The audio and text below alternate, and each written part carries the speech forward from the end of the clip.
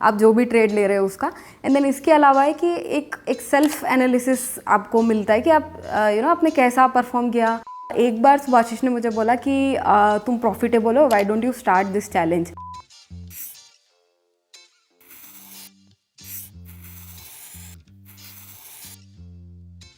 Hello friends, welcome back to the channel. मुझे काफ़ी लोगों के डीएम आते हैं इंस्टाग्राम पे जो मैं मेरा फायर्स का 30 डेज चैलेंज का सर्टिफिकेट डालती हूँ, तो उसमें लोगों की क्वेरी आती है कि आप कैसे स्टार्ट करते हैं, कहाँ से है, ये कैसे आपको मिला है। मैंने सोचा कि इस बार इसी टॉपिक के ऊपर वीडियो बनाया जाए। So let's talk about what is Fyers. जब मैं ट्रेडिंग स्टार्ट कर रही थी मुझे एक ट्रेडिंग प्लेटफॉर्म चाहिए था जो ईजी हो। उसके पहले एक्चुअली काफ़ी एक दो यूज़ किए, लाइक अपस्टॉक्स किया, जीरोदा भी मैंने देखा। देन मैंने फायर्स, मुझे सुभाशीष के थ्रू इंट्रोड्यूस हुआ। फायर्स का मुझे अगर आप देखेंगे यूआई तो मुझे ज़्यादा बेटर लगा एंड ज़्यादा फ्रेंडली लगा। इजी टू यूज़ है, उसमें ज़्यादा कुछ नहीं है। बाकी मुझे थोड़ा कॉम्प्लिकेटेड लगते थे, तो मैंने फिर अपस्टॉक से एंड जीरोदा से मूव करके मैं फायर्स में आ गई एंड मैं काफ़ी टाइम तक उसी में ही ट्रेड करती थी। मुझे कोई आइडिया नहीं था कि उसका ऐसा कुछ चैलेंज भी होता है। एक बार सुभाशीष ने मुझे बोला कि तुम प्रॉफिटेबल हो, why don't you start this challenge. Again मुझे लगा कि ठीक है, ऑन ही तो करना है, क्या जाता है। मैंने उसको बस ऑन करके चलने दिया and then end of the month मुझे एक सर्टिफिकेट आया। उसके बाद फायर्स 30 डेज चैलेंज होता क्या है। पहले जब मैंने स्टार्ट किया था इनके साथ तो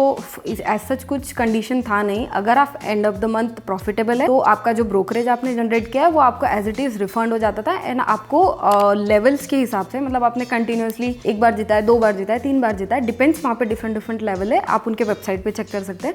उसके हिसाब से आपको सर्टिफिकेट आ जाता था। बट अभी जो है current scenario, I think almost last year से ये चेंज हुआ है। आपका जो प्रॉफिट है वो मिनिमम 3000 होना चाहिए एंड आपका जो ब्रोकरेज है वो अप टू 10,000 तक वो रिफंड होता है। पहले जो था वो पूरा रिफंड होता था, अब वो अप टू 10K हो चुका है एंड आपको सर्टिफिकेट मिलता है। तो अब तक मैंने ये चैलेंज 16th टाइम विन किया है एंड 17th टाइम भी एक्चुअली मेरा कंप्लीट हो चुका है, बट वो सर्टिफिकेट आने का है। 16th टाइम जो दिखता है, जैसे दिखता है वो मैं आपको साइड में पिक्चर लगा दूंगी, तो आपको आइडिया हो जाएगा कि वो सर्टिफिकेट कैसे दिखाई देता है। एंड उसमें नंबर्स मेंशन होता है एक्चुअली, तो आप वो मिस आउट नहीं कर सकते कि कितने बार है एंड कौन से मंथ का है, कौन से ईयर का है, ये सब डिटेल्स उसमें बेसिक मेंशन होता है। चलिए इसके बाद डिस्कस करते हैं कि ये मेरे लिए कैसे यूजफुल है एंड ये आपके लिए बेनिफिशियल कैसे हो सकता है। एक्चुअली मेजर रीजन ये है कि मैं ये चैलेंज जीतती हूँ, उसके पीछे यही है कि मैंने फिगर आउट कर लिया है कि मेरे लिए क्या काम कर रहा है। तो आपके लिए भी, अगर आप एक ऐसे ट्रेडर हो और आपको पता नहीं है आपके लिए क्या काम करता है, तो ये फर्स्ट चीज़ है कि आपको पता होना चाहिए कि आप किस सेटअप में यूज्ड हो, आपका हैबिट क्या है चीज़ों को फॉलो करने के लिए, आपका जो डेली का एक रूटीन होता है उसमें क्या वो कैसे सेटअप वो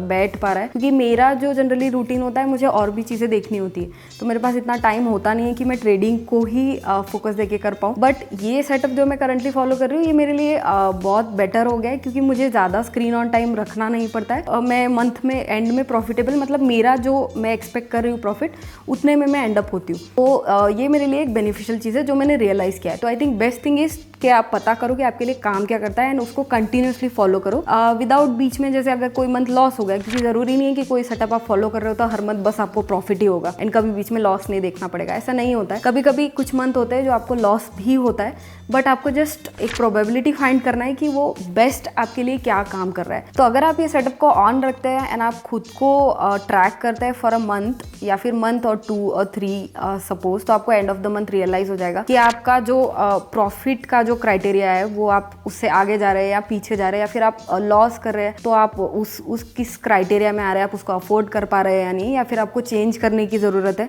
तो ये आई थिंक बेस्ट एक हो सकता है जिसमें आपको रियलाइज़ हो सकता है कि आपके लिए क्या यूज़ हो रहा है एंड आपके लिए क्या बेनिफिशियल है। आप उसको फॉलो करें रेदर देन अलग अलग सेटअप्स को स्विच करते रहने की जगह। अभी देखते हैं कि इसके बेनिफिट्स क्या है। जब भी आप फायर्स का 30 डेज चैलेंज आप ऑन करते हैं तो इसका बेनिफिट क्या है। वन ऑफ द मेजर जो मैंने रियलाइज़ किया है वो एक तो है कि आपको एक रिकॉग्नाइजेशन काइंड ऑफ मिलता है, मतलब एंड ऑफ द मंथ आपके पास एक सर्टिफिकेट आता है एंड उसके साथ में आपको ब्रोकरेज भी रिफंड हो जाता है। तो पहले तो जो पूरा होता था, बट एटलीस्ट अभी वो कम हो गया है, अप टू 10,000 हो गया है, बट हाँ कुछ तो रिफंड मिल रहा है आप जो भी ट्रेड ले रहे हो उसका। एंड देन इसके अलावा है कि एक सेल्फ एनालिसिस आपको मिलता है कि आप आपने कैसा परफॉर्म किया। ईयरली भी पता चल जाएगा, मंथली भी पता चल जाएगा।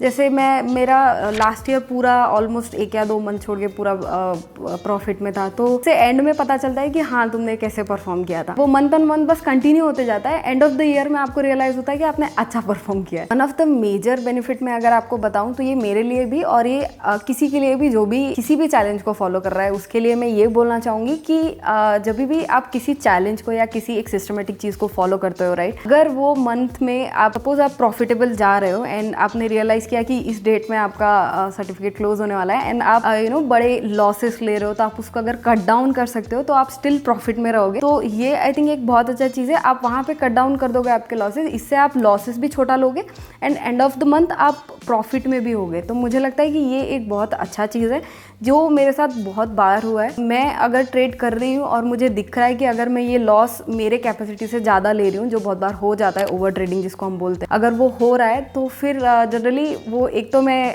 सर्टिफिकेट जीतूंगी नहीं जो मैं इतने बार से जीतते आ रही हूँ, वो मुझे खराब लग जाता है। एंड सेकेंड थिंग कि मैं लॉस में भी जा रही हूँ जबकि मुझे पता है कि मैं अगर इतना लॉस ले लूँगी तो मैं एंड ऑफ द मंथ फिर मुझे उसको रिकवर करने में भी बहुत टाइम लग जाएगा। तो आई थिंक ये एक बहुत अच्छा चीज़ है, आपको रियलाइज़ हो जाता है कि आप इसको करने से आप गलत जा रहे हो। लेट्स कट द लॉसेस, आप उतना लॉसेस लेना ही नहीं है जिससे आप आपके आउट ऑफ कैपेसिटी में चले जाओ। ये तो बात हो गई फायर्स की। तो अभी इसके अलावा ज़ीरोधा भी है जिसका 60 डेज चैलेंज अब तक होता था, अभी से कुछ दिन पहले आई थिंक कुछ सेबी का रूल आया एंड सेबी की तरफ से आई थिंक ये है कि अभी ये आप कंटिन्यू नहीं कर सकते चैलेंज को। देखेंगे ज़ीरोधा ने बंद कर दिया, उनका 60 डेज का चैलेंज होता था और उसमें आई थिंक सर्टिफिकेट मिलता था, ब्रोकरेज नहीं मिलता था। I am not sure about it, but वो बंद हो चुका है अब। जो ज़ीरोधा है उसने डिसकंटिन्यू कर दिया उसको, बट फायर स्टिल अभी भी इसको कंटिन्यू रख रहा है। The current scenario, in future ये जाके बंद भी हो सकता है, कुछ इसका गारंटी नहीं है कि ये कंटिन्यू होगा, but let's hope for the best. जब मैंने फायर्स का 30 days challenge I think overall 10 times complete किया था, तो उसके बाद मुझे फायर्स के तरफ से मेल आया था फॉर एन इंटरव्यू जो उनके चैनल पे अपलोडेड है। तो अगर आप फायर्स के साथ जो मेरा इंटरव्यू था उसको चेक करना चाहते हैं तो यहाँ पे आई बटन में मैं आपको वीडियो दे दूंगी, आप उसको जाके चेक कर सकते हैं। And also if you wish to open account under Fyers तो डिस्क्रिप्शन में लिंक है, आप उसको जाके चेक कर सकते हैं।